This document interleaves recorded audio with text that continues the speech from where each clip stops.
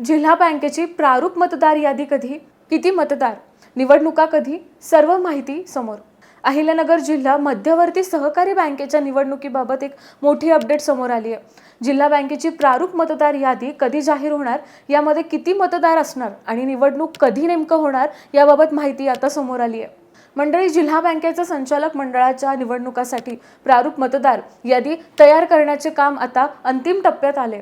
हे काम जवळपास पूर्ण झालं असून येत्या आठवड्यात म्हणजेच 15 ऑगस्ट पर्यंत प्रारूप मतदार यादी प्रसिद्ध होण्याची शक्यता आहे। विशेष म्हणजे जिल्ह्यातील विविध सहकारी सोसायट्यांकडून प्राप्त झालेल्या ठरावानुसार जिल्हा बँकेचे तब्बल 5890 मतदारांची प्राथमिक यादी सहकार विभागाकडे तयार केली आहे। यानंतर अंतिम यादीत ही संख्या सुमारे 3700 पर्यंत येण्याची शक्यता वर्तवली जात आहे।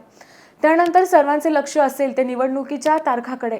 सध्या 15 सप्टेंबर ते 15 ऑक्टोबर या कालावधीत जिल्हा बँकेची निवडणूक होण्याची शक्यता व्यक्त केली जात आहे। मात्र याच काळात परतीच्या पावसाचा जोर वाढला तर निवडणुका पुढे ढकलल्या जाऊ शकतात।